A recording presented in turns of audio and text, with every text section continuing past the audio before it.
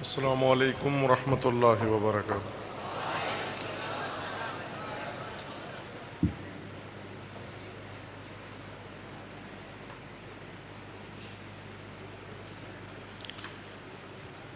یہ نعرہ جو آپ لگاتے ہیں نا، یہ وہی دیکھا ہے آپ نے بھی لگاتے ہوئے، وہ بنگڑے والا طبقہ ہوتا ہے، دمالی طبقہ۔ بعض نعرے بھی ایسے لگاتے ہیں، سنا سنائی قوم کے اندر رائج ہو جاتے ہیں، جھولے لال دم مست کلندر اور اس طرح کے نعرے چونکہ سب لگاتے ہیں، ظاہر ہے جوان بھی ان کی دیکھا دیکھی سیکھ لیتے ہیں، ہر مجلس کی زینت ہوتے ہیں۔ نعرہ شعار ایک ملت، قوم اور مذہب کی پہچان ہوتی ہے، اس سے پہچانا جاتا ہے کہ یہ نعرہ اس کا کیا ہے۔ ائمہ ہدیٰ بھی شعار لگاتے تھے، کربلا میں امام حسین علیہ السلام اور شہداء، ہر ایک کا ایک اپنا نعرہ تھا، ہر شہید کا ایک اپنا نعرہ تھا، شعار۔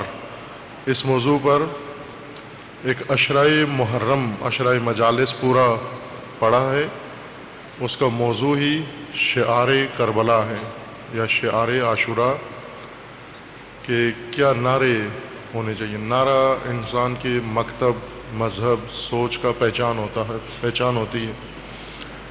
اس نعرے سے پتہ چلتا ہے کہ اس کا سطح شعور کیا ہے، اس کی بیداری کی سطح کیا ہے، کس فکر کا مالک ہے یہ انسان۔ اپنے مکتب کی ترجمانی ہوتی ہے۔ نعرہ لگانا، نعرے کا مضمون، نعرے کا مطلب اور اس کے اندر دکھایا جانے والا جوش اور ولولہ، یہ جو طریقہ ہے عموماً ہماری مجالس کے اندر رائج ہو گیا ہے۔ چونکہ اکثر سنجیدہ لوگ نعرے نہیں لگاتے، وہ یہ سمجھتے ہیں کہ نعرہ لگانا سنجیدہ آدمی کا کام نہیں ہے، غیر سنجیدہ نعرہ لگاتے ہیں، یہ غلط ہے۔ نعرہ چونکہ آپ کے مکتب کی پہچان ہے، مکتبی نعرہ ہو اور فکری نعرہ ہو، اور یوں بھی نہیں کہ غیر سنجیدہ لوگوں کا کام ہے نعرہ لگانا۔ اتفاقاً مکتبی نعرہ بہت سنجیدہ آدمی لگاتے ہیں۔ امیر المومنین خود بھی جب جنگ میں جاتے تھے یا کسی میدان میں تو پہلے اپنا نعرہ اس کو سناتے تھے جا کر، شعار، نعرہ کو کہتے ہیں شعار۔ پاکستان میں جو نعرے رائج ہو گئے ہیں، زبانوں پہ چڑھ گئے ہیں، یہ مکتب نے نہیں متعارف کروائے، یہ ملنگ طبقے نے، بنگڑے نے، دمالوں نے، میلوں سے اور ایسے غیر سنجیدہ ماحول سے اٹھے ہیں اور پھر ساری قوم میں پھیل گئے ہیں۔ ہونا یہ چاہیے کہ نعرے سنجیدہ طبقے سے نکلیں اور عوام میں پھیلیں، وہ عوام وہ نعرے لگائے جو سنجیدہ لوگ نعرہ انتخاب کرتے ہیں اور اپنے مکتب کی جامعیت کو اور اس کی گہرائی کو اس میں بیان کرتے ہیں۔ اس لیے نعرہ لگانا بھی، اسلوب بھی آپ کا مشابہت رکھتا ہو۔ ایک خطبے میں امیر المومنین اپنے پیروکاروں کو منع فرماتے ہیں کہ آپ، اس میں امیر المومنین فرماتے ہیں کہ اپنے کاموں میں یہ دیکھو کہ یہ کام کرتے ہوئے کس کے مشابہ لگتے ہو، کس کی طرح لگتے ہو یہ کام جب کر رہے ہوتے ہو۔ حلیہ بنانے میں حضرت فرماتے ہیں کہ یہود کے مشابہ نہ بنو، ایسا اپنا حلیہ نہ بنو کہ یہودی نظر آؤ تم، یا ایسا حلیہ نہ بناؤ دشمن اسلام کی طرح نظر آؤ، دشمن خدا کی طرح دیکھو نظر آؤ۔ جس طرح آج کل بعض چیزیں رائج ہو رہی ہیں، جوان بال بناتے ہیں اور فلم سٹاروں کی طرح یا مشہور کھلاڑی بناتے ہیں اپنا سٹائل، یا ایک طبقہ ہے شیطان پرست، اس وقت دنیا میں ایک فرقہ پورا بنا ہے اور تیزی سے پھیل رہا ہے، وہ ہے شیطان پرستی۔ یہ مرغ کی کلغی کی طرح بال رکھتے ہیں، کٹواتے ہیں، جاڑی کی طرح بنواتے ہیں، بڑی بڑی کڑیاں پہنتے ہیں موٹی موٹی ہاتھوں میں اور لاکٹ گلے میں ڈال کے، اس طرح کی پھٹی ہوئی پتلونیں پہنتے ہیں، جین پہنتے ہیں پھٹی ہوئی۔ آج کل بازاروں میں بہت مہنگی پتلونیں ملتی ہیں پھٹی ہوئی، پہلے پھٹی ہوئی پتلونیں شرم کا باعث ہوتا تھا اور لوگ نہیں پہنتے تھے، لیکن آج کل باقاعدہ خریدتے ہیں اور بہت مہنگی خرید کے لاتے ہیں۔ یہ شیطان پرست فرقہ ہے جو تیزی سے پھیل رہا ہے ساری دنیا میں اور مسلمان ممالک میں۔ بعض جوان متوجہ نہیں ہیں ان کاموں کی طرف اور اپنی شباہت شیطان پرستوں سے بنا لیتے ہیں۔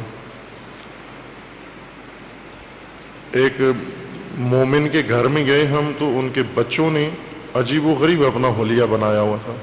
بہت اچھے مومن ہیں، مذہبی لوگ، پورا خاندان گھرانہ مذہبی ہے، بچے بھی بڑے بھی، اور ان کے بچوں نے مکمل طور پر شیطان پرستی کا روپ دھارا ہوا تھا۔ چونکہ انہوں نے نیٹ پہ یا ٹی وی چینل میں یا کسی جگہ دیکھا، انہیں پسند آیا، بنوا لیا یہ حلیہ۔ جب ان کے گھر گئے تو ان سے پوچھا کہ یہ کہاں سے لیا ہے، ان کے ماں باپ سے پوچھا، انہوں نے کہا بچے ہیں، شوق ہے ان کو۔ نے کہا یہ لیا کہاں سے، آئیڈیا پتہ ہے کہاں سے لیا آپ نے؟ انہیں خبر نہیں تھی ان بچوں کو، نہ ماں باپ کو۔ کہا بچے ہیں آج کل کے، دیکھتے ہیں، باہر جاتے ہیں، اور انہوں نے حلیہ بیان کر دیا۔ ہم نے انہیں بتایا کہ یہ تو شیطان پرستی، فرقہ شیطان پرست، اس کا یہ طریقہ کار ہے، اور اس کے اور بھی بہت سارے اعمال ہیں۔ اور تصدیق کے لیے انہیں بتایا بھی، ایڈریس بھی بتایا کہ انٹرنیٹ پر جا کر یہ چیک کریں، یہ ویب سائٹ، آپ کو یقین ہو جائے گا شیطان پرستوں کی اپنی ویب سائٹ ہے، ایک نہیں کئی ہیں، اور اس کے اندر وہ پورا ڈیزائن بتاتے ہیں، ماڈل بتاتے ہیں، جوتا کیسے پہننا ہے، بال کیسے بنانے ہیں، شکل کیسے بنانی ہے، حلیہ کیسے بنانا ہے اپنا۔ یہ ایک لکیر والی داڑھی، بالکل باریک خط جیسے دھاگا ہوتا ہے ایسی داڑھی بنانا، یہ ہونٹ کے نیچے بال چھوڑ دینا، باقی ساری داڑھی ختم کر دینا، ہونٹ کے نیچے چھوڑ دینا، وہ کلغی والے یا جھاڑی والا سٹائل، اور کڑیاں اور لاکٹ، پھٹے ہوئے کپڑے، اور ان کا خوراک میں انسان کا خون شامل ہے، انسانی خون پیتے ہیں یہ۔ ان کا اعتقاد یہ ہے کہ شیطان طاقتور ہے بہت، اور حقیقتاً ایسے ہی ہے، شیطان طاقتور ہے،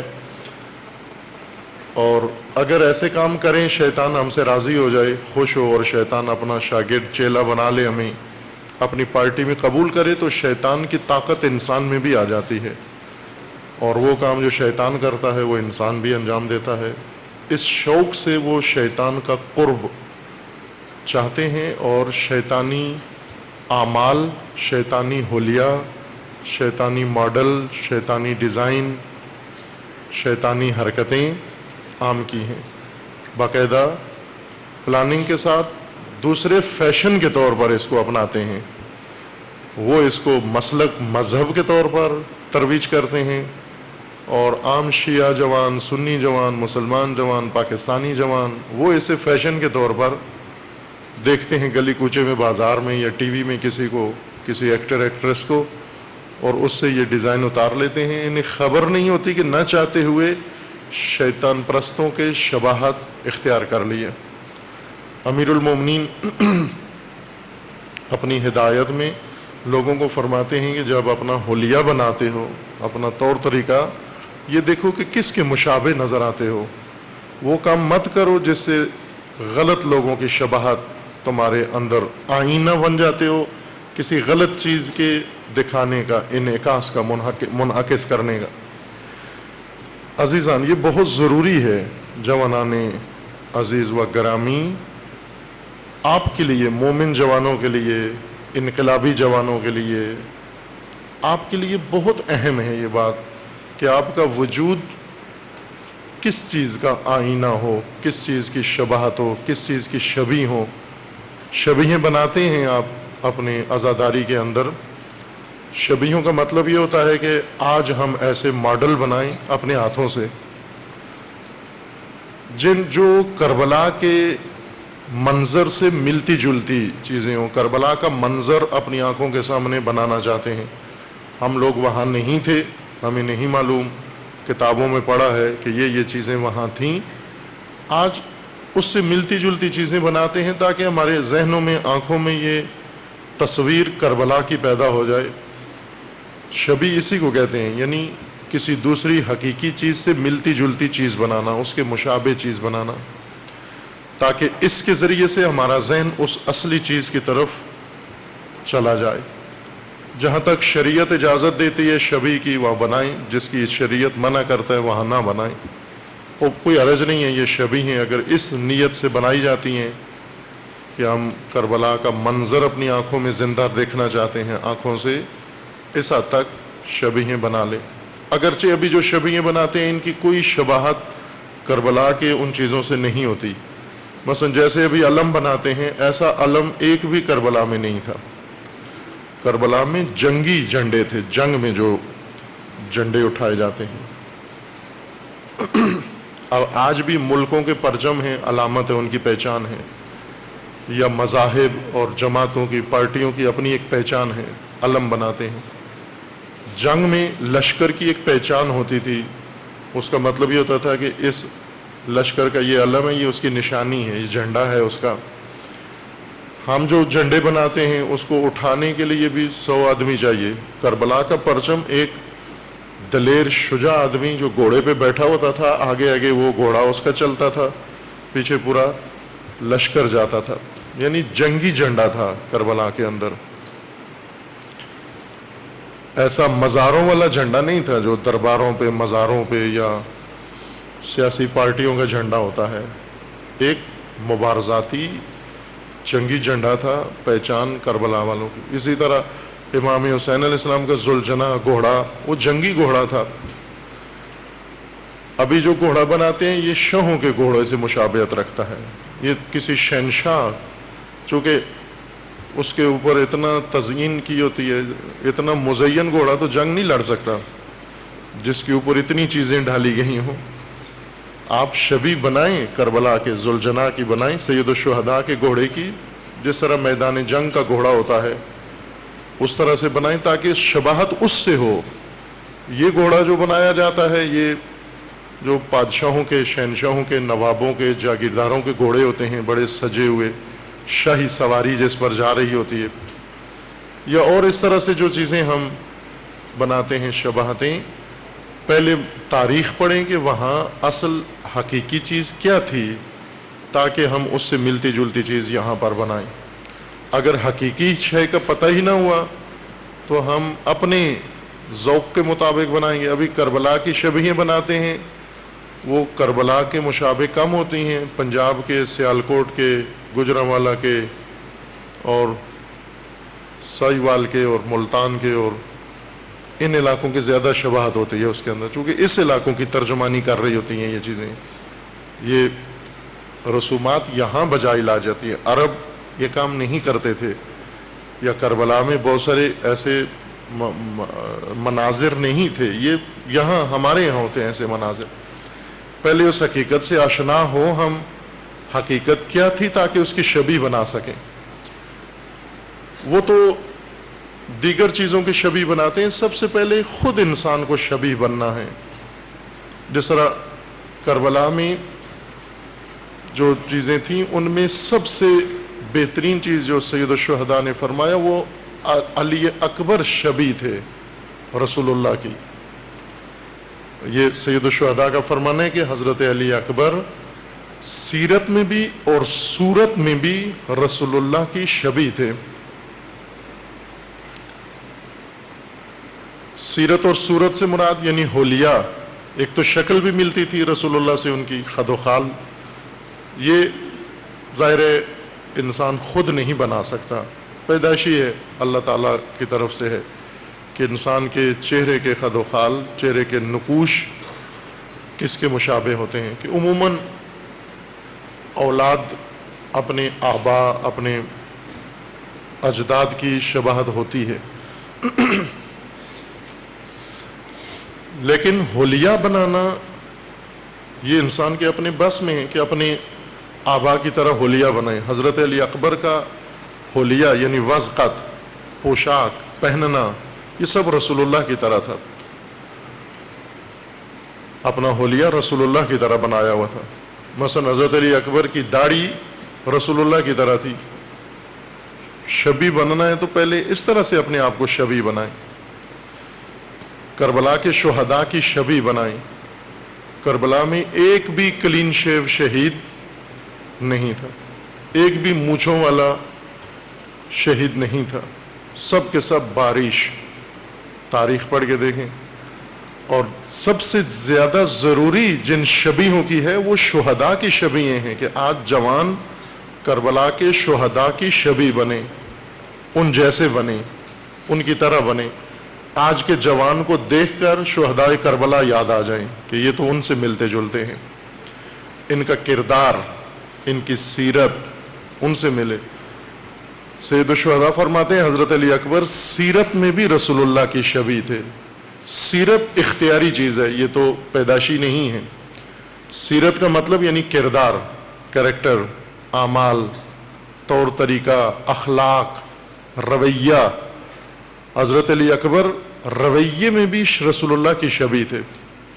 اور رسول اللہ کا کردار پڑھیں, سیرت پڑھیں, ہم رویہ پڑھیں, کیا رویہ تھا, پھر پتہ چلے گا کہ حضرت علی اکبر نے کتنی محنت کی اور اپنے اعمال, اپنے عمل, اپنا عکس العمل, اپنی ہر شے رسول اللہ کے مشابہ بنا لی. اس لیے شبیہ رسول تھے.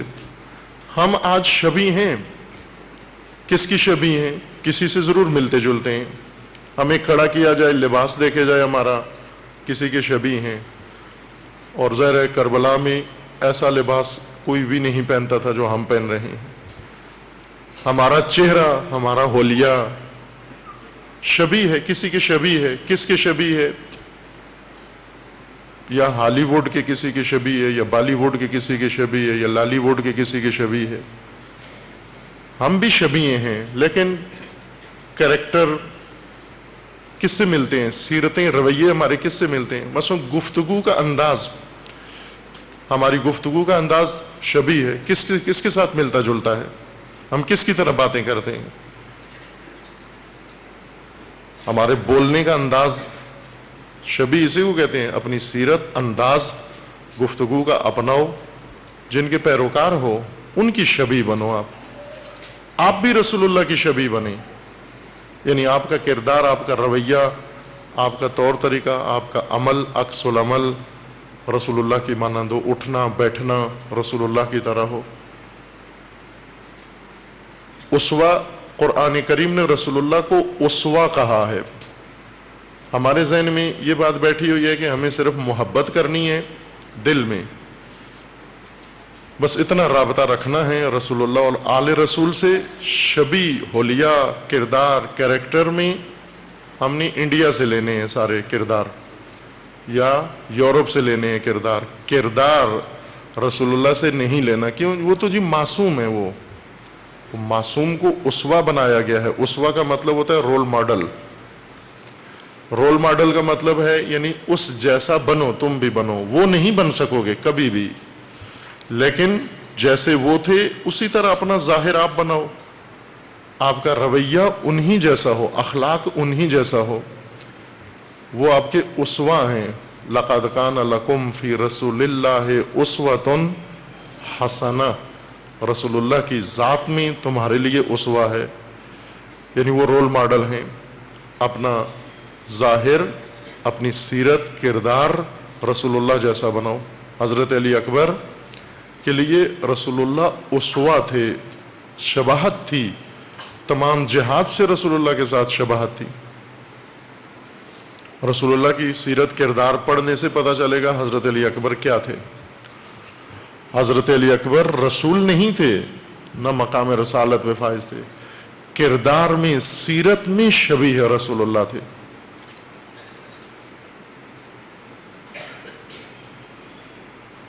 آج آپ مختلف مسالک, مذاہب کے دہشت گردوں کو دیکھیں.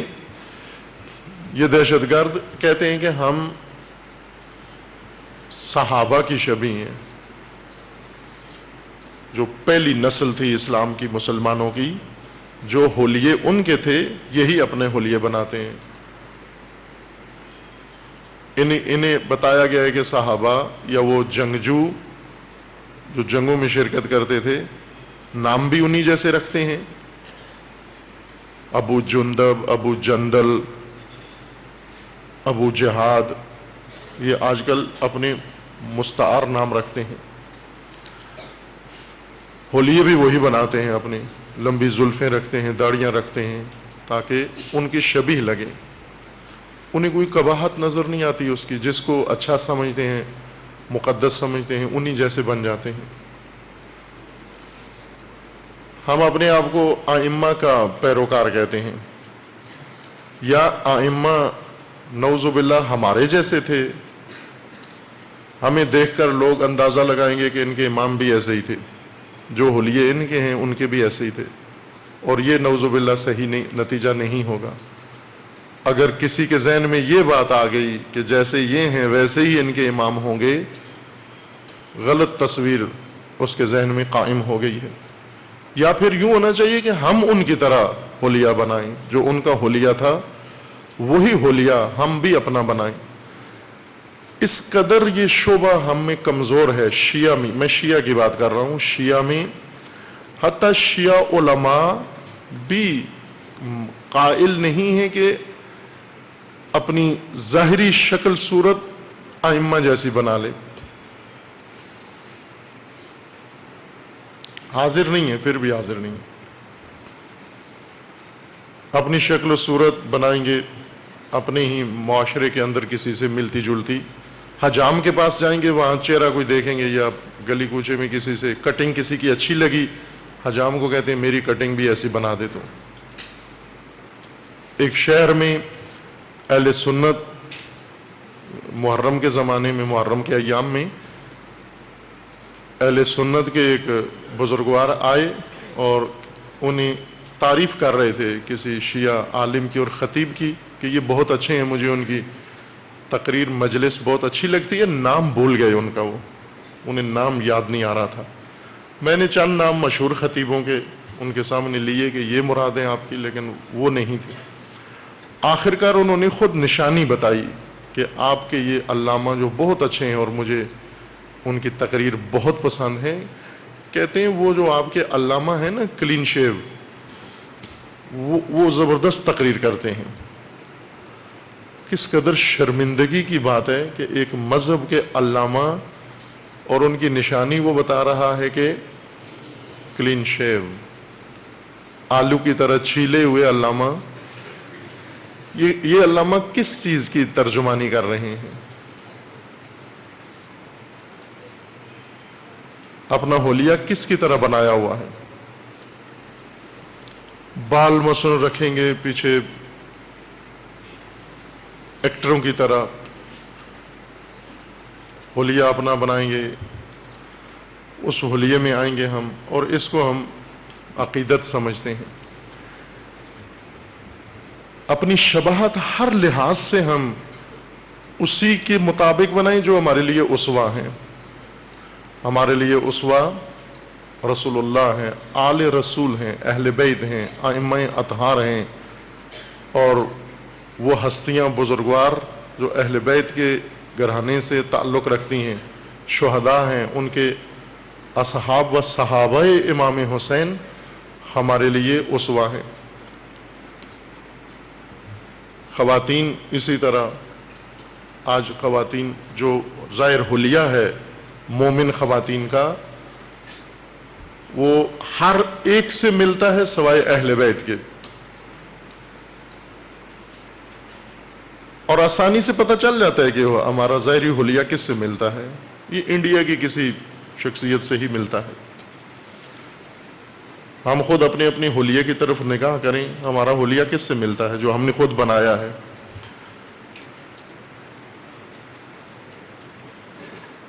कोई रोल मॉडल रखा हुआ है, मोहब्बत किसी की है, नारा किसी का है, होलिया किसी और से है। अपने अमाल और किरदार में, तौर तरीक़ों में, रवैयों में हमारे पास ये उसवात हैं, उसवाए अहले बैत। अहले बैत को शियों ने उसवा नहीं माना, सिर्फ मोहब्बत करते हैं। उसवा और मॉडल नहीं, रोल मॉडल नहीं मानते उनको। उन जैसा नहीं बनना, उनसे मोहब्बत ज़रूर करनी है लेकिन उन जैसा नहीं बनना। یعنی پسند نہیں ہے. دوسرے لفظوں میں عملی طور پر نعوذ باللہ ہم نے اہل بیت کا حلیہ نعوذ باللہ رد کر دیا, ریجیکٹ کر دیا ہے کہ یہ اچھا نہیں ہے. نعوذ باللہ جب ایک انسان ایک حلیہ نہیں بناتا تو ظاہر اچھا نہیں لگتا اس کو یہ حلیہ, اس لیے نہیں بناتا.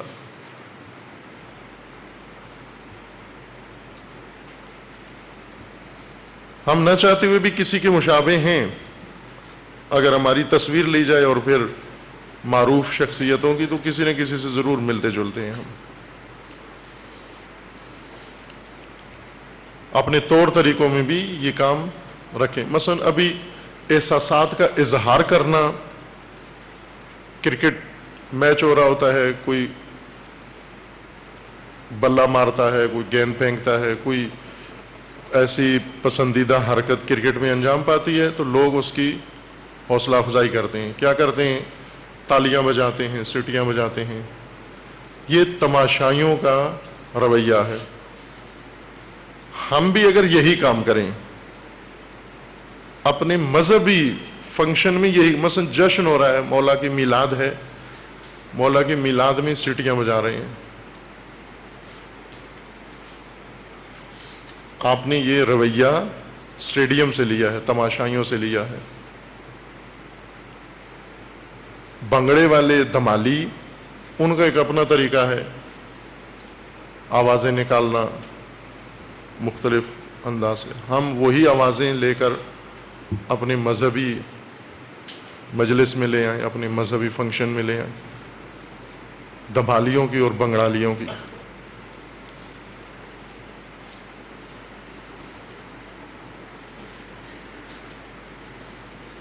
کام مقدس کر رہے ہیں, جگہ مقدس ہیں, امام بارگاہ ہے, مسجد ہے, مدرسہ ہے, لیکن اس کے اندر جو رویہ ہے وہ غیر مقدس لوگوں کا ہے, شباہت غیر لوگوں سے ہے, دوسروں سے ہے.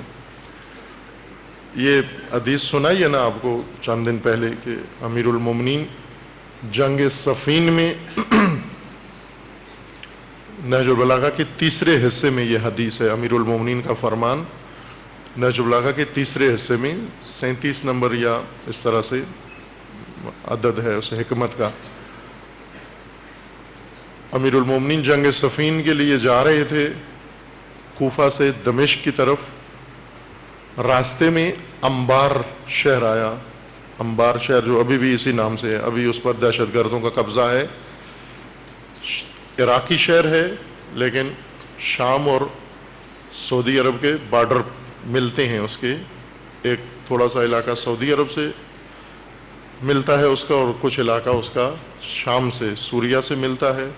یہ اصل علاقہ عراق کا ہے, اس وقت دہشت گردوں کے قبضے میں ہے ان دنوں میں. امیر المومنین کی حکومت میں یہ امیر المومنین کے اختیار میں تھا, امیر المومنین کے پاس تھا. امیر المومنین لشکر لے کے, بہت بڑا لشکر لے کے, 60-70 ہزار افراد کی آرمی لشکر لے کر جا رہے ہیں. شہر انبار کے قریب سے گزرے. شہر انبار میں لوگ, کسان, کھیتی باڑی کرنے والے دہقان, انہیں خبر ملی کہ امیر المومنین آ رہے ہیں, یہاں سے گزر رہے ہیں, استقبال کے لیے آئے. استقبال کے لیے آئے اور اچھلنا شروع کیا آ کر امیر المومنین کے سامنے, آگے آگے اچھلتے تھے اور عجیب و غریب آوازیں نکالتے تھے ساتھ. نہج البلاغہ میں اس کے لیے الفاظ ہیں ترجل و تشدد, یعنی شدت کے ساتھ زمین پر پاؤں مارتے تھے, جیسے ہم اپنے یہاں کہتے ہیں بنگڑا یا دمال. یہ دیکھ کر امیر المومنین کو بہت تعجب ہوا, حیرت ہوئی, اور نفرت کے ساتھ امیر المومنین نے ان سے کہا کہ یہ کیا ہے, یہ کیا کر رہے ہو آپ؟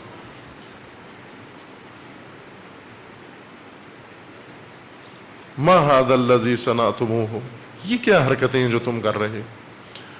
انہوں نے جواب دیا کہ ہم آپ کا استقبال کر رہے ہیں, احترام کر رہے ہیں, تکریم بجا لا رہے ہیں, آپ ہمارے سربراہ ہیں, حاکم ہیں, والی ہیں, اور ہم والیوں کا اس طرح استقبال کرتے ہیں. امیر المومنین کو سخت غصہ آیا اور فرمایا کہ یہ بے فائدہ کام, بےہودہ کام ہے جو تم کر رہے ہو. اس سے تمہارے امیر کو کوئی فائدہ نہیں پہنچے گا. مثلا میں لشکر لے کے دشمن کو شکست دینے کے لیے جا رہا ہوں, تم بھنگڑا ڈال رہے ہو, اس بھنگڑے سے دشمن کمزور ہوگا, اس بھنگڑے سے میری فوج کی تقویت ہوگی, اس دھمال سے کیا فرق کیا پڑنا ہے اسے؟ مجھے کوئی فائدہ نہیں ہے تمہارے اس استقبال کا, تمہاری ان آوازوں کا, تمہاری اس اچھلنے کا, دھمال و بھنگڑے کا کوئی فائدہ نہیں ہے. اور امیر المومنین نے فرمایا کہ تمہیں بھی کوئی فائدہ نہیں ہے. یہ تھکاوٹ ہے دنیا میں اور شقاوت ہے آخرت میں. دنیا میں صرف تھک رہے ہو تم اس بےہودہ کام کے ذریعے سے, اور آخرت میں شقاوت و بدبختی اور عذاب. پس ہم جس طرح چاہتے ہیں ائمہ کو خوش کرنا, پہلے ائمہ سے پوچھ لیں کہ ان کاموں سے آپ خوش ہوں گے یا نہیں ہوں گے, شاید وہ ناراض ہو جائیں.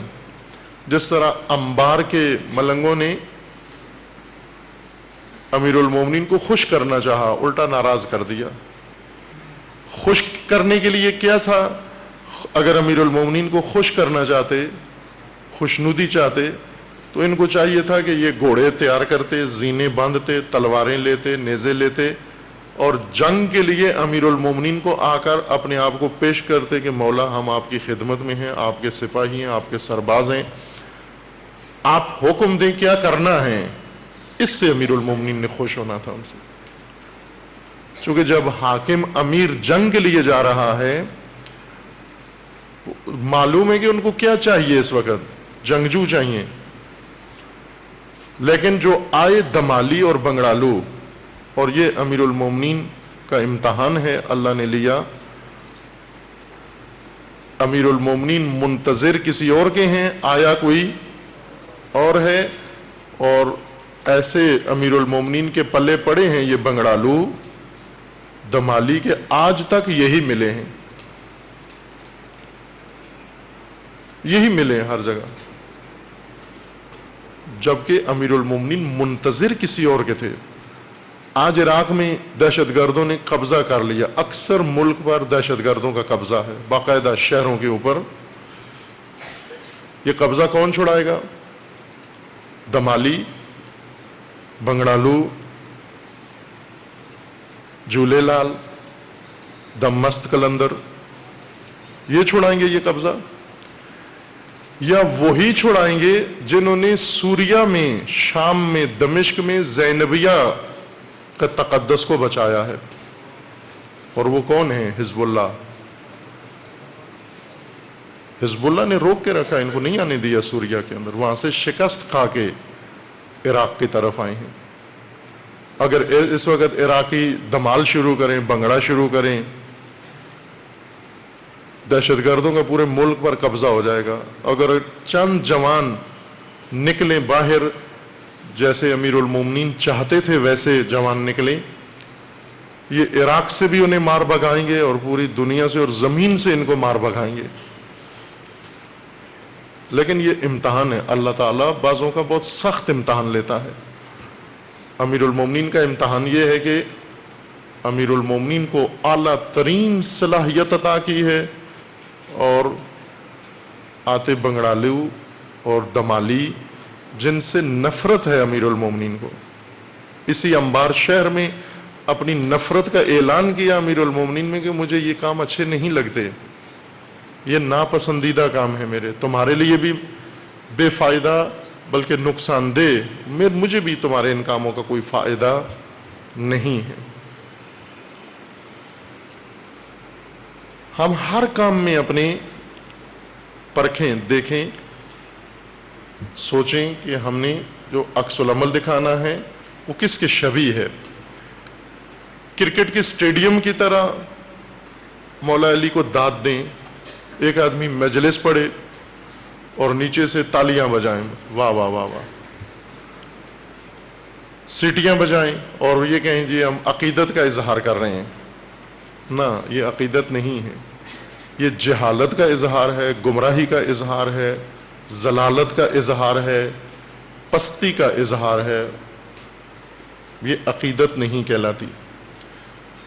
عقیدت کا اظہار ہے، جس طرح سید الشہداء علیہ السلام چاہتے تھے کربلا میں، اسی طرح شہداء کربلا نے اظہار کیا.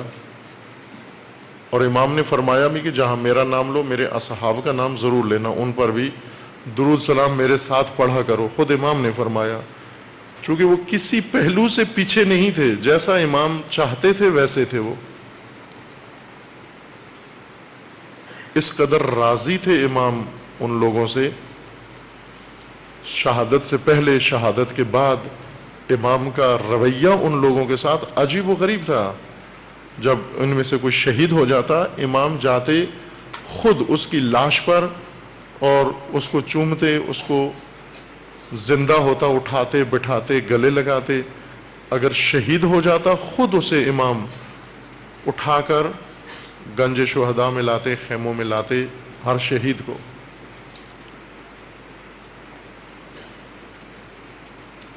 یہ دو طرفہ تعلق تھا، دو طرفہ محبت تھی ان عاشقوں کی امام سے، اور امام کی ان شہداء کے ساتھ دو طرفہ دو جانبہ محبت تھی.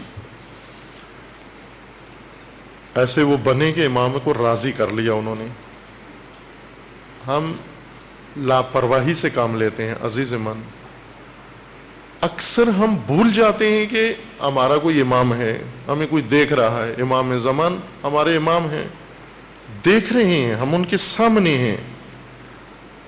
ہم اس درس سے باہر نکلیں گے بھول جائیں گے کہ ہمارا کوئی امام ہے، پھر ہم عجیب حالت طاری ہو جاتی ہے. دیکھا دیکھی بعض ایسے ہیں ماحول زدہ ہو جاتے ہیں، جیسا ماحول ہو ویسے ہی بن جاتے ہیں. مثلا سنجیدہ ہے ویسے یہ جوان، بہت ہی سیریس سنجیدہ سمجھدار، لیکن دوسرے کو دیکھ رہا ہے الٹا کام کرتے ہوئے، اس کی دیکھا دیکھی اس میں بھی جوش آ جاتا ہے کہ میں بھی یہی کام کر لوں. مثلا ایک جوان ہے بہت سیریس اچھا سمجھدار، ایک دوسرا ہے نان سیریس، وہ دولتی مار رہا ہے، یہ اس کو دیکھتا ہے اس کو بھی شوق چڑھتا ہے، جذبہ چڑھتا ہے کہ میں بھی اسی جیسا کام کروں. ماحول زدہ نہ ہو، آپ جب زدہ نہ ہو. ماحول اپنے اندر کھینچ کے ہمیں غرق نہ کرے. غلط ماحول، اچھا ماحول ہے اس سے متاثر ہوں، اسے اپنائیں، لیکن غلط ماحول فاسد ماحول ہمیں اپنے جیسا نہ بنائے. آپ اگر غور کریں، آپ نے جو کچھ پہنا ہوا ہے یہ کاپی ہے کسی کی، کہیں سے آپ نے یہ ماڈل اتارا ہے. آپ کا حلیہ، آپ کا گفتگو، آپ کا لہجہ، یہ سب کاپیاں ہیں. ایک چیز بھی شاید آپ کی اپنی نہ ہو، خلاقیت، سب کہیں نہ کہیں سے آپ نے اٹھایا ہے. کہاں سے لیا ہے یہ سب کچھ؟ وہ منابع تلاش کریں جہاں سے ہم نے یہ چیزیں کاپی کی ہیں. درست جگہوں سے کی ہیں کاپی. ہمیں بتایا رول ماڈل یہ رکھا گیا تھا، اسوہ یہ ہیں، اسے کاپی کرنا ہے آپ نے. اس کے علاوہ کسی اور کو نہیں فالو بھی نہیں کرنا، کاپی بھی نہیں کرنا. اسی سے ہم نے کچھ بھی نہیں لیا، باقی سب سے کچھ نہ کچھ لے لیا ہے.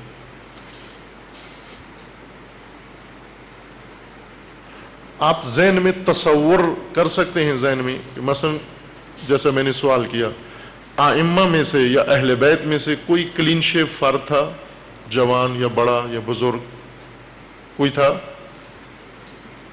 یہ تصور کیا جا سکتا ہے؟ نہیں تھے. وہ جو لباس پہنتے تھے، آیا ان کے لباس میں جسم کی نمائش ہوتی تھی؟ ان کے جسم کا کوئی حصہ عریان ہوتا تھا؟ اس حد تک امام اور ائمہ اور اہل بیت غیرت مند ہیں و باحیا، مجسمے ہیں حیا کے. نہ صرف خواتین، مرد بھی حیا کے مجسمے ہیں، سراپا ہے حیا ہے، شرم. یہ آپ نے بہت سنا ہے مصائب میں یہ جملہ، لیکن اس پہلو سے، تجزیہ کے پہلو سے نہیں دیکھا کبھی اس کو، کہ یہ تو ایک سیرت بتائی جا رہی ہے ہمارے لیے امام حسین علیہ السلام کی، کہ امام نے ظہر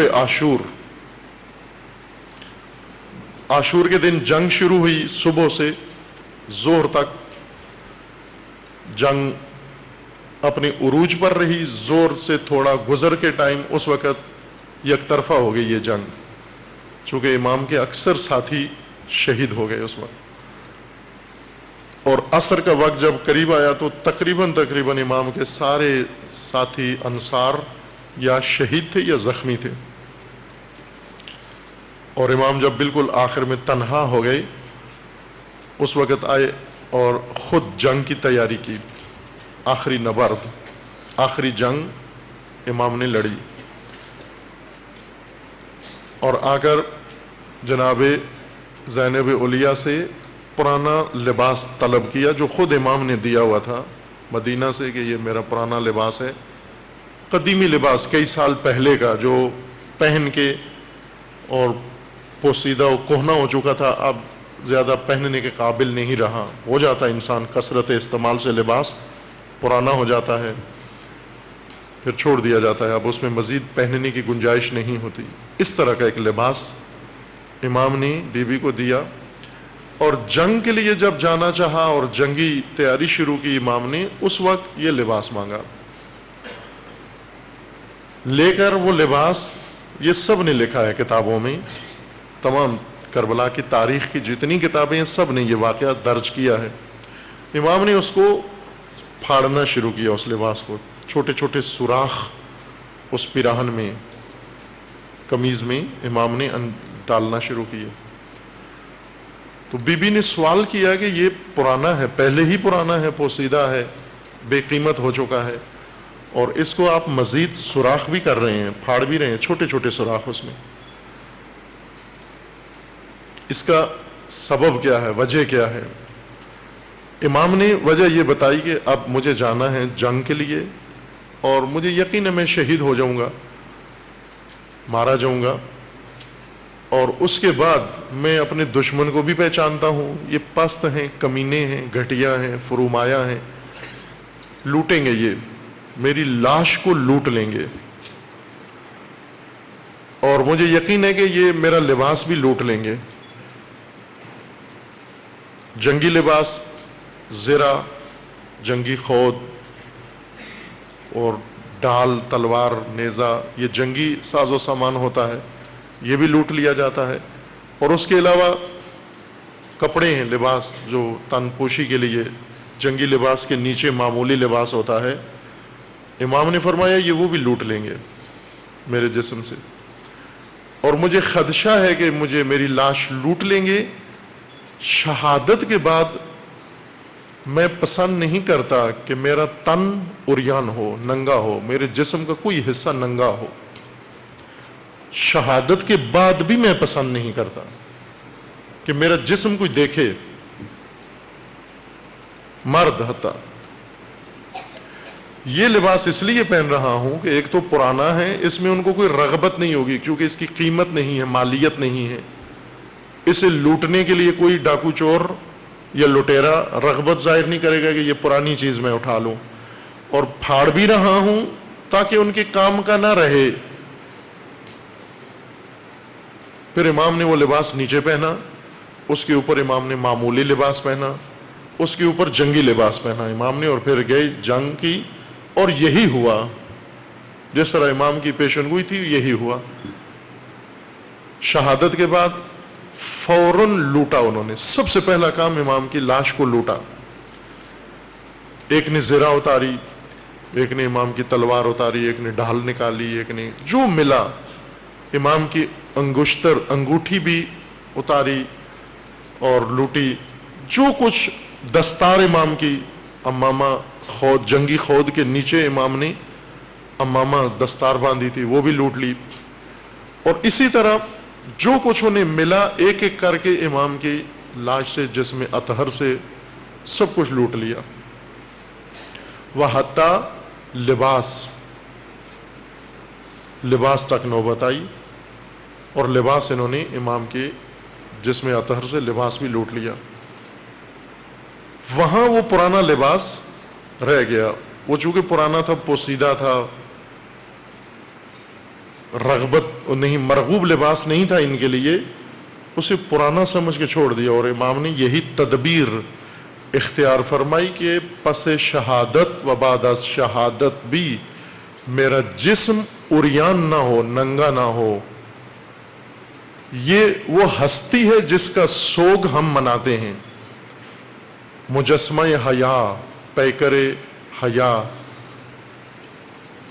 عمر بھر میں امام حسین علیہ السلام کا جسم کوئی دیکھ نہیں سکا،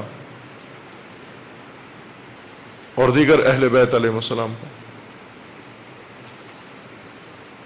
عریان نہیں کرتے تھے اپنا جسم، بھلے وہی جو معمولاً مرد کا چہرہ کھلا ہوتا ہے، یا فرض کریں گردن نظر آ گئی، کلائیوں سے آگے بازو نظر آ گئے، یہی چیزیں ہیں جو لباس سے باہر، جلد ان کی اگر کھلی بھی ہو تو کوئی حرج نہیں ہے، یا کبھی آستینیں چڑھائیں وضو کے لیے یا کسی اور موقع پر، یہاں تک ٹھیک ہے۔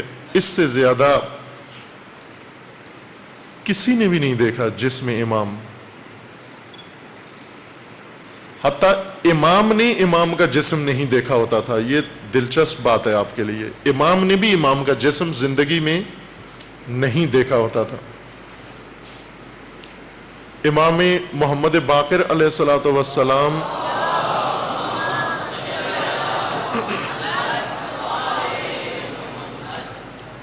جب اپنے بابا کو سید ساجدین علیہ السلام کو غسل دے رہے تھے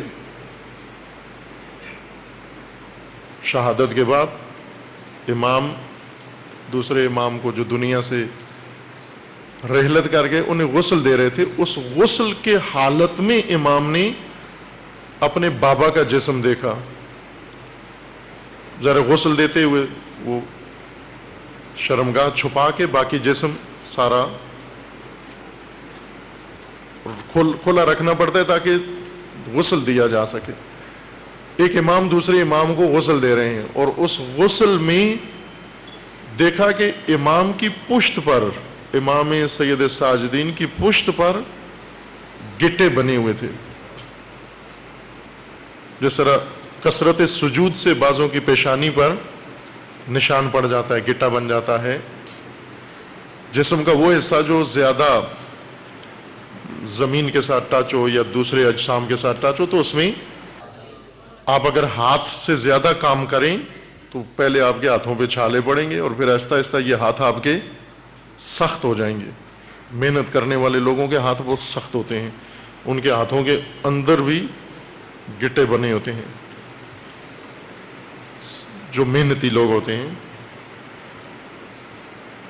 امام علیہ السلام کی پشت پر اس طرح کے نشان بنے ہوئے تھے، کندھوں پر۔ دوسرے کچھ افراد بھی مدد دے رہے تھے امام کے غسل میں ساتھ۔ انہوں نے پوچھا کہ یہ کیا نشانیاں ہیں؟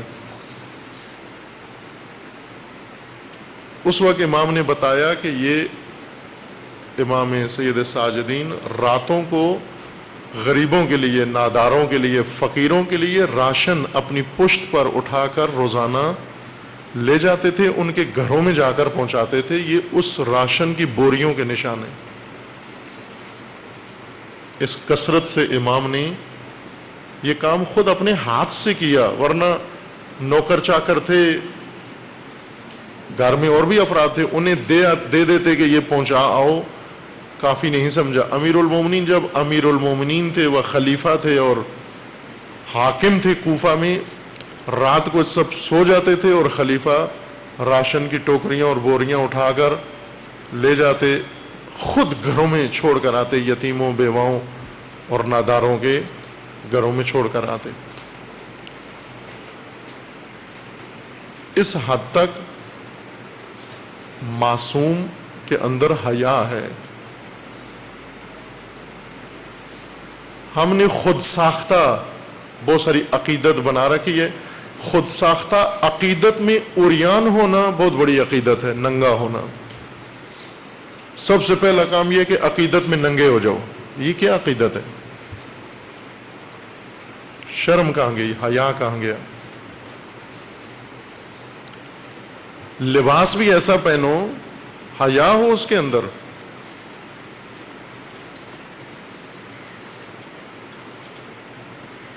ہم جو لباس پہنتے ہیں، یا اس میں عریانیت باقاعدہ جلد نظر آ رہی ہے، اعضاء نظر آ رہے ہیں، بازو نظر آ رہے ہیں، سارا جسم نظر آ رہا ہے، اور اگر چھپائیں بھی اس کو ایسے ٹائٹ لباس سے چھپاتے ہیں کہ وہ چھپانا بدتر ہو جاتا ہے عریانی سے، چونکہ جسم کے نشیب و فراز اتار چڑھاؤ بالکل نمایاں ہو جاتا ہے۔ اور یہ بے حیائی ہے، سخت بے حیائی یہ ہے کہ انسان، عورت ہو یا مرد، اس کے جسم کے تمام اعضاء الگ الگ لباس کے نیچے سے معلوم ہو، یہ بہت بڑی بے حیائی ہے۔ جب آپ چپکا ہوا لباس پہنتے ہیں، ٹائٹ لباس پہنتے ہیں، اس سے یہی منظر پیش آتا ہے۔ ظاہر ہے پھر اسی طرح ایک دوسرے کو دیکھتے بھی ہیں، جس نے پہنا ہوا ہے اس کی بھی حیا ختم، دیکھنے والے کی بھی حیا ختم۔ گھر کے اندر مائیں بچوں کے سامنے یہی لباس پہنتی ہیں، بہنیں بھائیوں کے سامنے یہی لباس پہنتی ہیں، اسی لباس کے ساتھ اٹھ کے باہر آ جاتی ہیں۔ بلکہ حج میں ایک توفیق نصیب ہوئی، تشرف نصیب ہوا حج کا، وہاں حاجیوں کے اندر خواتین بھی بیٹھی ہوئی تھیں، تو میں نے انہیں توجہ دلائی کہ اب جب کہ حج پر ہو خواتین تو کم از کم یہاں تو حجاب کرو، آپ ایک دوپٹے میں پورا حج کر کے چلی جاتی ہیں۔ پاکستانی خواتین، کلچرل ثقافتی خواتین، ان کے حجاب کا سب سے بڑا چوٹی کا حجاب یہ کہ دوپٹہ سر پہ لے لیں، ورنہ اس کو بھی ضروری نہیں سمجھتی۔ حج پہ جاتی ہیں، زیارات پہ، وہاں بھی یہی لباس ہے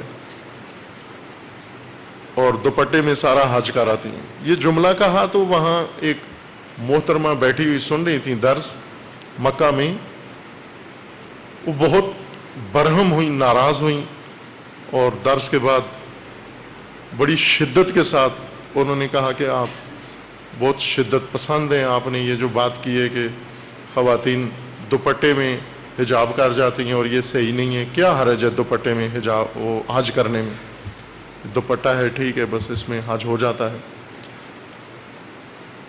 بعد میں پتہ چلا کہ وہ کسی وزیر کی یا سیکرٹری کی بیوی تھی، وہ اس وجہ سے اتنی خود اعتمادی تھی ان میں، اور بڑے مغرور لہجے میں باتیں کر رہی تھیں۔ ایک دوپٹہ تھا، صرف شلوار قمیض پہنی ہوئی تھی اور سر پہ دوپٹہ، اور حج کر رہی ہیں کعبۃ اللہ میں۔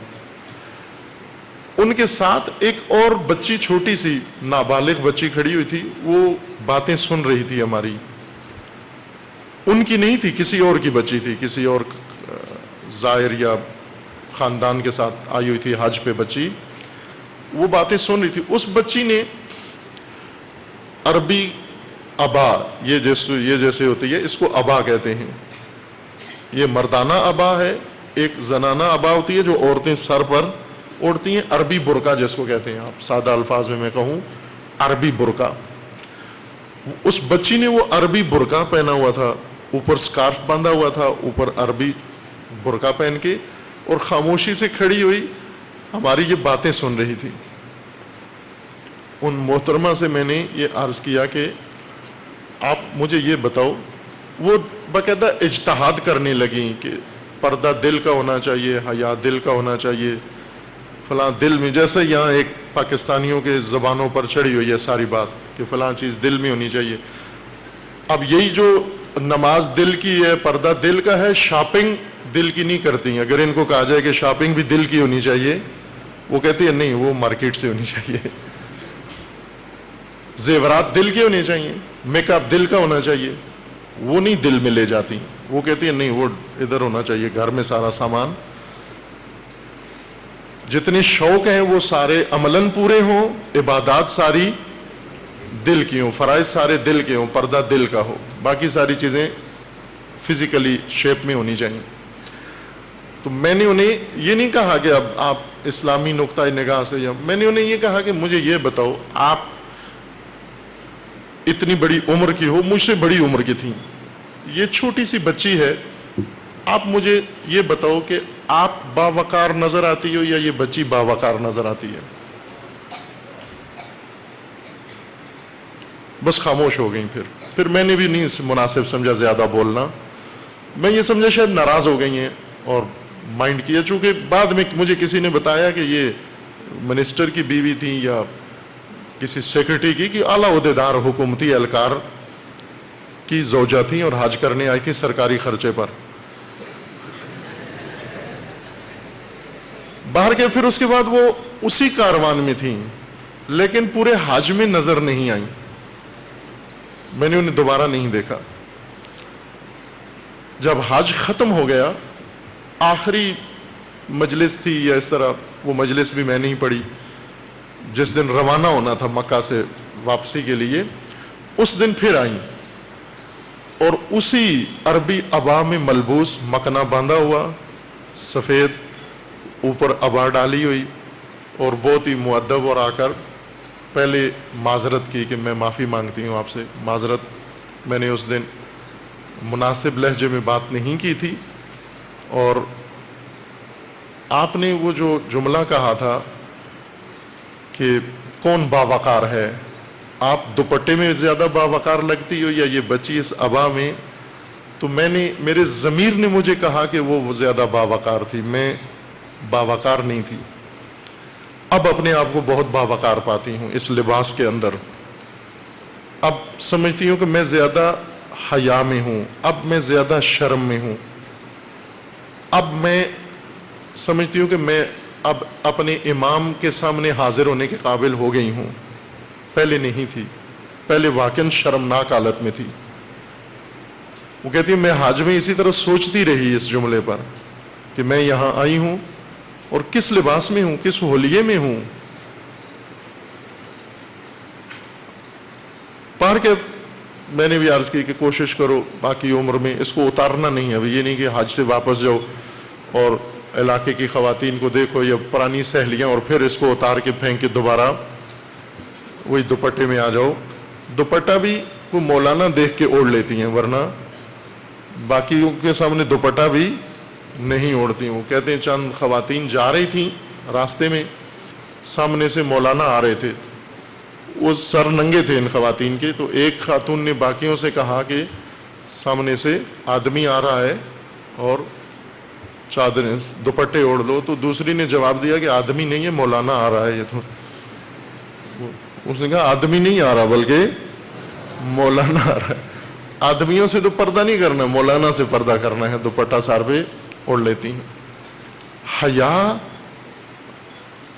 ائمہ اطہار کی زندگی کا حصہ، کردار کا حصہ ہے، شرم و حیا. تمام اعمال ہمارے شعار، سب سے بڑھ کر شعار ہم نہ سیکھیں ایسے اوٹ پٹانگ. آج کل ایسے اوٹ پٹانگ شعار بہت بنائے گئے ہیں، جھولے لال اور دمست کلندر اور اس طرح کے، جن کے اندر نہ صرف کوئی معنویت نہیں، کوئی معنی نہیں ہے، الٹا غلط تصویر ہے ان کے اندر. یہ دوسرے لوگوں نے مومنین کے زبانوں پہ چڑھا دیے ہیں یہ شعار و نعرے. شعار و نعرہ دین کا بڑا اہم حصہ ہے، جز ہے. اتفاقاً تشیع میں اس کو بڑی اہمیت حاصل ہے، اسلام میں بھی حاصل ہے. رسول اللہ کے بھی شعار تھے، امیر المومنین کے شعار تھے، امام حسین علیہ السلام کے شعار تھے، کربلا میں بہت سارے شہداء کے شعار تھے. وہ ہمیں یاد نہیں ہیں. امام حسین علیہ السلام کا ایک شعار جو امام بار بار کربلا میں دہراتے تھے اس کو، وہ تھا ہیہات من الذلہ. یہ خود امام کا نعرہ ہے.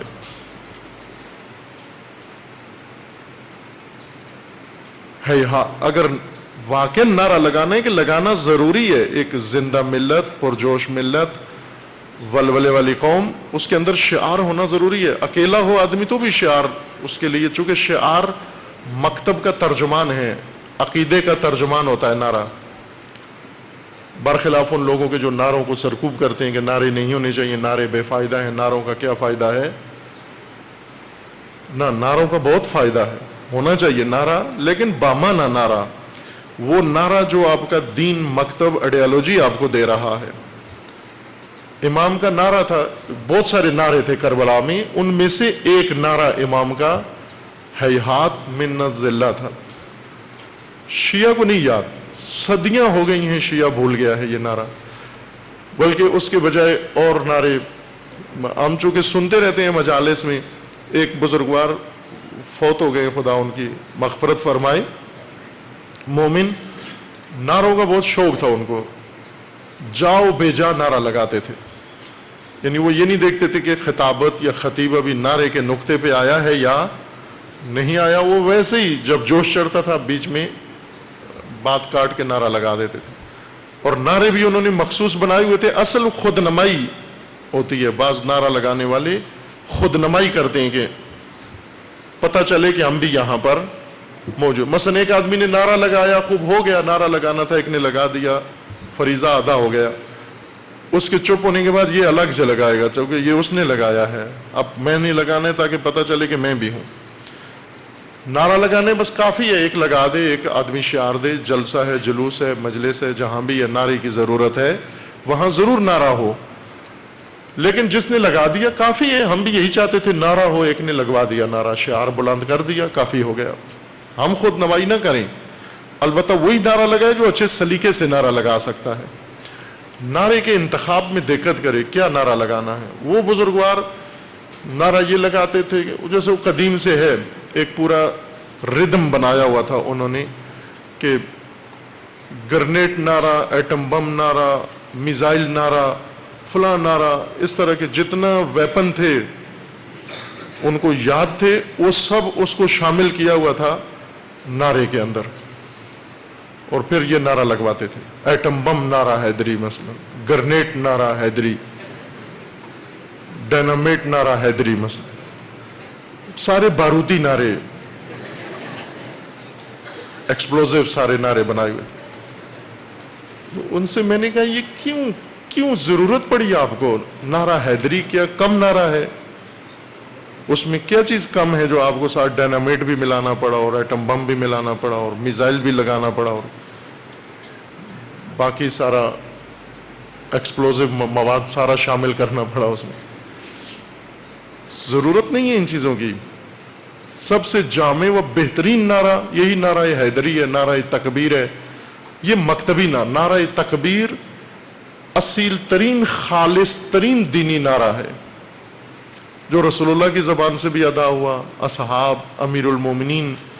کربلا میں سب سے زیادہ لگایا جانے والا نعرہ یہی تھا۔ حضرت علی اکبر جب جنگ کے لیے گئے تو جب بھی وار کرتے تھے ساتھ اللہ اکبر کہتے تھے، اور یہ صدا امام حسین علیہ السلام تک پہنچتی تھی میدان سے، مقتل سے، اور امام یہ صدا سن کر تسلی اطمینان کر لیتے کہ ابھی علی اکبر زندہ ہیں۔ خود امام حسین علیہ السلام جب گئے، جب بھی دشمن پر وار کرتے تھے، امام حملہ کرتے تھے، نعرہ تکبیر اللہ اکبر کہتے تھے۔ یہ تمام معصومین کا مشترکہ نعرہ ہے، اللہ اکبر، تکبیر۔ نعرہ حیدری بھی جامع بہترین نعرہ جو ابھی پاکستان سے ایک ناسبی تفکر ختم کرنا چاہ رہا ہے۔ افواج پاکستان نعرہ حیدری لگاتے تھے یا اور فورسز، ان سے آہستہ آہستہ ابھی نعرہ حیدری ختم کرنے جا رہے ہیں۔ بہترین نعرہ ہے، یہ محفوظ رہنا ہے، اس کو زندہ رکھنا ہے، اسی کو جوش ولولے سے زندہ رکھیں۔ اور وہ نعرے جو خود ائمہ لگایا کرتے تھے، مثلا خود امیر المومنین جو نعرہ لگاتے تھے، وہ نعرے زندہ کریں۔ امام حسین جو نعرہ لگاتے تھے ہیہات من الذلہ، یہ امام حسین علیہ السلام کا نعرہ ہے جو بار بار کربلا میں امام نے دہرایا۔ یہ نعرہ ہے جو دشمنوں کو پیغام بھی دے رہا ہے۔ دم مست کلندر کیا پیغام دے رہا ہے؟ کس چیز کی ترجمانی کر رہا ہے؟ جھولے لال کس چیز کی ترجمانی کر رہا ہے؟ کسی چیز کی ترجمانی نہیں کر، فقط ایک آدمی کی جہالت، نادانی، اور یہی بتا رہے کہ یہ عقیدت رکھتا ہے لیکن معرفت نہیں رکھتا۔ یہ صرف اس بات کی ترجمانی ہو رہی ہے۔ طریقہ نعرہ لگانے کا خوبصورت نعرہ ہونا چاہیے، یعنی کہ جہاں سے کہیں سے بھی دیکھا آپ نے کرکٹ گراؤنڈ میں ایک حرکت دیکھی, اس کو اٹھا کے مجلس میں لے آؤ. اسٹیڈیم میں کچھ ہوتے دیکھا, اس کو اٹھا کے مجلس میں لے آؤ. نعوذ باللہ سینما گھر میں کوئی حرکت کسی کو کرتے ہوئے دیکھا, وہ اٹھا کے مجالس میں لے آؤ. مجالس کا ایک تقدس ہے, مقدس ہیں. کوئی ایسی حرکت نہ ہو جو ان کے تقدس کے خلاف ہو. کسی کو کاپی نہ کرو. مجالس کے اندر جو مجالس کے شایان نشان نہ ہو, جو بات حرکت.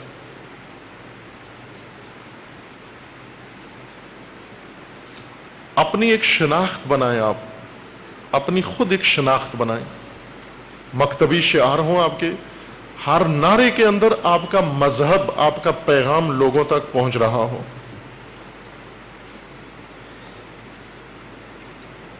نعرے سے دشمنوں کے چھکے چھوٹ جاتے ہیں, حوصلے پست ہو جاتے ہیں. تاریخ میں جنگوں میں لکھا ہوا ہے کہ بعض جنگوں میں مسلمانوں کو حملے کی ضرورت ہی نہیں پڑی. انہوں نے جنگ سے پہلے شروع میں تکبیر لگایا, نعرہ تکبیر لگایا, دشمن وہیں سے ہتھیار پھینک کے بھاگ گیا, تسلیم ہو گیا کہ ہم نہیں لڑتے ان کے خلاف. بعض اوقات حالت دیکھ کر مجاہدین کی دشمن تسلیم ہو جاتا ہے.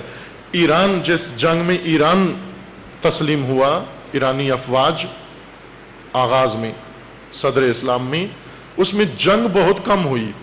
وہیں کہ ایرانی لشکر بہت مسلح لشکر, بڑا آمادہ ٹرینڈ فوج تھی ایران کے پاس. لیکن جب مسلمان آئے, انہوں نے آ کر, اس وقت ایرانیوں کا مسلک اسلام نہیں تھا, مجوس آتش پرست تھے یہ. مسلمان لشکر نے ان پر حملہ کیا یا جنگ کی تیاریاں کی. تھوڑی سی جنگ ہوئی ابتدا میں, بعد میں بادشاہ بھی لشکر بھی سب کے سب خود تسلیم ہو گئے ان کے سامنے. ان کا ظاہر دیکھ کر, ان کا حلیہ دیکھ کر, ان کے عزائم دیکھ کر, ان کے ارادے دیکھ کر انہوں نے ہتھیار ڈال دیے کہ ہم اس فوج کا مقابلہ نہیں کر سکتے. جس کے یہ عزائم ہوں, جس کے یہ ارادے ہوں, ہم اس کا مقابلہ نہیں کر سکتے. ایک جوک بھی ہے اور ایک نکتہ بھی ہے اس کے اندر.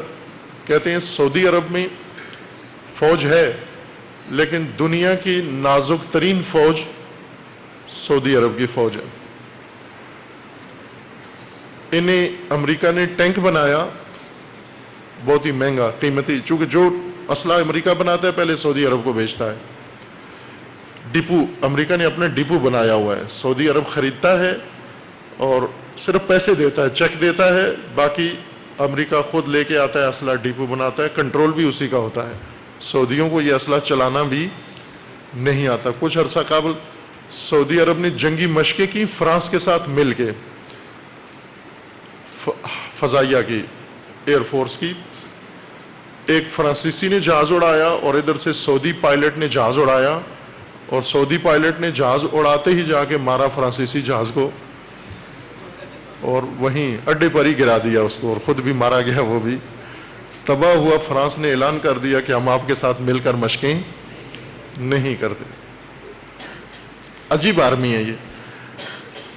سعودی جرنیل آیا, آ کے اس نے ٹینک میں بیٹھا اور اس نے ٹینک کو ٹیسٹ کیا, امتحان لیا, فائر کیا, دیکھا بہت ہی درست فائر ہے, ٹارگٹ پہ جا کے اس کا فائر لگتا ہے. باقی ٹینک کو اس نے جو ہوتے ہیں اس کی خصوصیات, اچھائیاں, اس ہر لحاظ سے دیکھا یہ بہترین ٹینک ہے یہ. اس کے باوجود بھی وہ اترا ٹینک سے, اور اسے انہوں نے پوچھا امریکیوں نے کہ آپ ٹھیک ہے ٹیسٹ میں پاس ہو گیا ہے اور اب سعودی آرمی کے لیے اس کا ٹھیکہ کرنا ہے؟ تو اس نے کہا نہیں, یہ ٹینک ہم نے نہیں خریدنا. کہا کیوں نہیں خریدنا؟ اس نے کہا اس لیے کہ یہ گرم ہے, اس کے اندر اے سی نہیں لگا ہوا ہے, ٹینک ایئر کنڈیشن نہیں ہے ٹینک کے اندر. ٹینک کے اندر ایئر کنڈیشن ہوگا, وہ فوج جو ایئر کنڈیشن ٹینک میں لگوائے وہ کیا لڑے گی؟ وہ یہ ایک جوک بھی ہے, ایک حقیقت بھی ہے. اس طرح کی فورس, اس مزاج کی فورس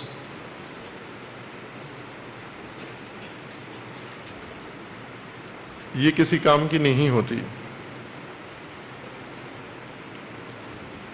جو میدان جنگ میں لڑنے کے لیے کہیں کہ پہلے ہمارے اے سی خیمہ لگاؤ، ادھر مثلا جنگی خیمہ لگاؤ ٹینٹ، اور اس میں پہلی چیز یہ فٹ کرو کہ اس میں ایئر کنڈیشن ہو، ایئر کنڈیشن ہو، اس میں مجاہد بیٹھے مورچے میں، پھر دشمن کا مقابلہ کرے۔ ابھی وہ کسی اور حربے سے پھیلتے جا رہے ہیں، دہشت گرد گروپ بنائے ہیں اور کسی اور حربے کے ذریعے سے آگے پھیلتے جا رہے ہیں۔ پیغام ہے، ہر کام کے اندر ایک پیغام ہوتا ہے۔ آپ کے ہر حرکات میں ایک پیغام ہے، اور پیغام اور کوئی سمجھے نہ سمجھے دشمن سمجھ لیتا ہے۔ نعرہ سن کر دشمن پیغام لے لیتا ہے کہ یہ کیسے ہیں۔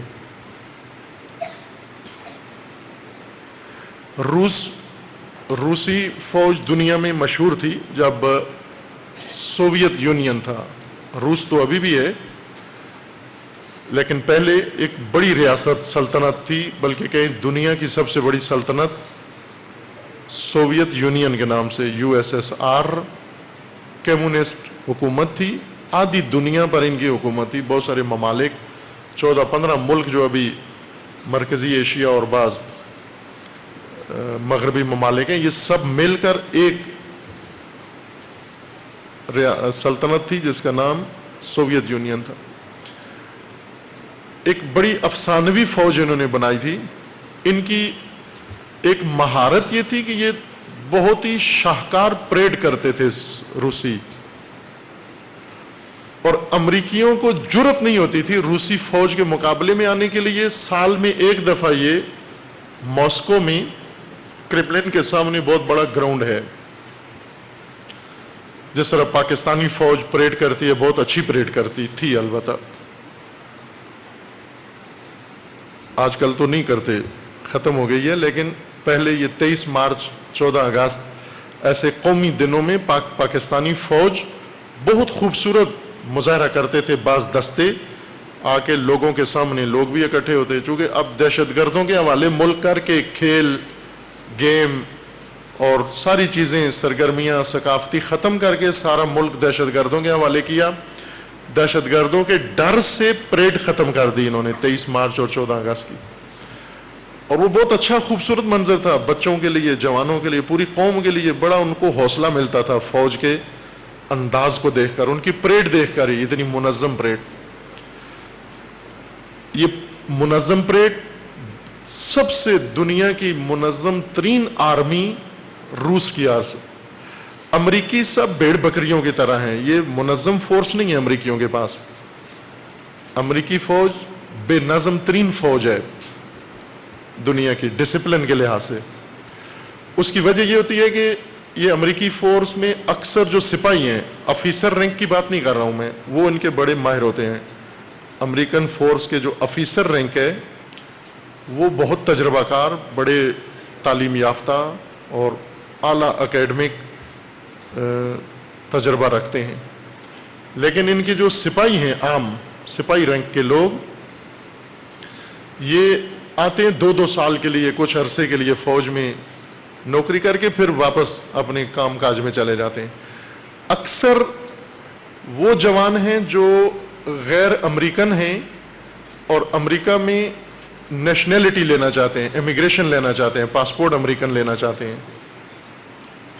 لاطینی امریکہ کے ہیں، افریقہ کے ہیں، ایشیا کے ہیں، ادھر ادھر کے جوان ہیں، یہ غیر قانونی طور پر امریکہ پہنچ گئے ہیں، وہاں سے ان کو اب امریکہ کے رہائش چاہیے، امریکہ میں نیشنلٹی چاہیے۔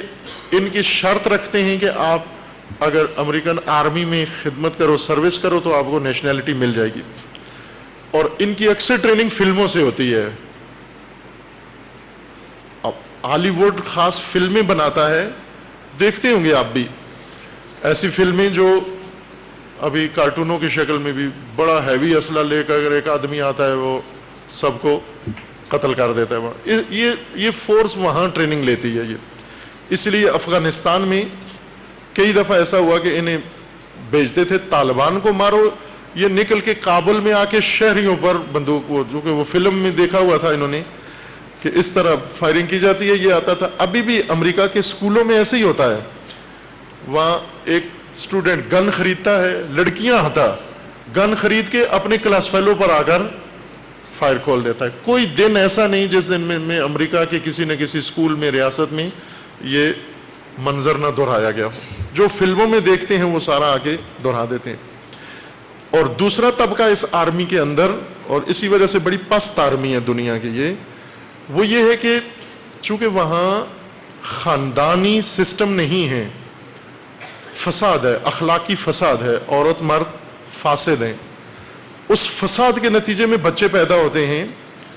وہ بچے جو پیدا ہوتے ہیں ولد الحرام، ان کو نہ باپ قبول کرتا ہے یہ ہماری اولاد ہے، نہ ماں، چونکہ فاسد ماں باپ ہیں، وہ بچوں کو نہیں سنبھالنا چاہتے۔ کیوں سنبھالیں بچوں کو؟ یہ بچہ پیدا ہوتا ہے تو وہ جو کمیٹی ہے یا عیدی، وہاں کا عیدی گروپ ہے، اس کے حوالے کر دیتے ہیں۔ یہ بچے ان پرورش گاہوں میں پلتے ہیں بے سرپرست، کوئی ماں باپ، ان کو پتہ بھی نہیں ہوتا۔ ان کے ماں باپ کی جگہ پر کسی اور کا سوشل کسی ادارے کا نام لکھا ہوتا ہے کہ یہ میونسپل کمیٹی کے بچے ہیں، ان کے ولدیت کی جگہ میونسپل کمیٹی لکھی ہوتی ہے کہ یہ میونسپل کمیٹی کے بچے ہیں۔ یہ ان کے پاسپورٹ میں بھی دیکھیں باپ کا نام کسی کو نہیں معلوم، کسی کو بھی نہیں معلوم کہ ان کا باپ کون ہے، وہاں لکھا ہوتا ہے یہ میونسپل کمیٹی، ولدیت کی جگہ سن آف میونسپل کمیٹی۔ یہ بچے ہیں جن کو یہ پرورش گاہوں میں سرکاری خرچے پر پالتے ہیں، اکثر ان میں لوفر لفنگے پڑھتے بھی نہیں ہیں اور جرائم کی دنیا میں ہوتے ہیں۔ ان کو یہ سپاہی رینک میں بھرتی کر کے عراق میں لے آئے، افغانستان میں لے آئے، کہیں لے آئے ان کو۔ یہ بے نظم فوج ہے۔ روسی فوج پروفیشنل فوج تھی، پاکستانیوں کی طرح، جس طرح پاکستان کی باقاعدہ پروفیشنل فورس ہے، سارا سال سپاہی رینک سے لے کر آفیسر تک یہ سب تنخواہ پہ فل ٹائم فوجی ہیں۔ یہ لوگ 30-32 سال کے لیے فوج میں رہتے ہیں آ کر اور سیکھتے ہیں، ٹریننگ لیتے ہیں۔ روسی فوج اس طرح کی فوج تھی، وہاں دونوں سپاہی رینک بھی اور آفیسر رینک۔ روسیوں نے اپنے دشمنوں پر، امریکیوں پر، یورپیوں پر رعب ڈالنے کے لیے یہ کام کیا۔ شہر کا بہت بڑا گراؤنڈ، میدان، لینن گراڈ، یا کیا اس گراؤنڈ کا نام ہے، وہ سرخ میدان سرخ جس کو کہتے ہیں، وہ ریڈ سکوائر کے کیا کہتے ہیں اس کو، ماسکو کرملن کے محل کے سامنے۔ یہاں پر سالانہ پریڈ کراتے تھے یہ، اور پریڈ بھی اس طرح کرتے تھے کہ مثلا 50,000 آدمیوں کا ایک دستہ بناتے تھے، 50,000 آدمیوں کا دستہ، ایک لائن میں 200 فوجی کھڑا کرتے تھے، اور یہ 50,000 آدمی اس طرح سے پریڈ کرتے تھے کہ 1 ملی میٹر کا فرق ان کے پاؤں اور ہاتھوں کی حرکت میں نہیں ہوتا تھا۔ ایسے لگتا تھا جیسے کوئی ایک ہی لوہے کی کوئی چیز بنی ہوئی جا رہی ہے نا، انسان نہیں ہے یہ۔ اس طرح سے دیوار نظر آتے تھے، یہ ایک جیسی حرکت، اتنی محنت کرتے تھے ان پر۔ بعض کتابیں جو آج لکھی گئی ہیں روس اور امریکہ کے اس زمانے کے حالات میں، اس میں امریکیوں نے اعتراف کیا ہے کہ امریکی فوج روسیوں کی پریڈ دیکھ کر ہی گھبرا جاتے تھے، اس ڈسپلن کے ساتھ یہ نکلتے تھے۔ ابھی چائنا میں بھی یہ، چائنا والوں نے بھی شروع کیا ہے یہ، لیکن اتنی منظم آرمی نہیں ہے۔ 2 آرمی دنیا میں اس سطح کی ہیں جو غیر معمولی ڈسپلن ہے ان کے اندر، ایک رشیا کی فوج تھی اور ایک شمالی کوریا۔ شمالی کوریا، جنوبی کوریا، 2 ملک ہیں، جنوبی اور شمالی۔ جنوبی کوریا امریکن بلاک میں ہے، امریکہ کا حامی ہے۔ شمالی کوریا روس چائنا کا حامی ہے، کمیونسٹ ملک ہے۔ دوسری سب سے بڑی منظم فورس اس وقت دنیا میں شمالی کوریا کی ہے۔ شمالی کوریا، امریکہ بھی اس کا خلاف، یورپ بھی اس کا خلاف، جنوبی کوریا، سارے جاپان وغیرہ سب شمالی کوریا کے مخالف ہیں۔ چھوٹا سا ملک ہے اور غریب بھی ہے، ترقی یافتہ بھی نہیں ہے. ایک اس کی ایٹمی طاقت ہے اس کے پاس، اور دوسرا اس کی منظم فوج ہے. اس کی فوج کی پریڈ سے جاپانی بہت ڈرتے ہیں. جنوبی کورین دہل جاتے ہیں جب شمالی کوریا کی فوج اپنے گراؤنڈ میں آتے ہیں، اور ان کی ایک زنانہ فوج ہے. شمالی کوریا کی کئی ہزار، شاید کوئی 30-40 ہزار کے قریب عورتیں ہیں شمالی کوریا کی فوج میں. اور یہ عورتیں بھی جب پریڈ کرتی ہیں یونیفارم میں آ کر، تو مردوں کے دل دہل جاتے ہیں، چھکے چھوٹ جاتے ہیں ان کے. جرأت نہیں ہوتی کسی کو کہ اس فوج سے مقابلے کی سوچیں.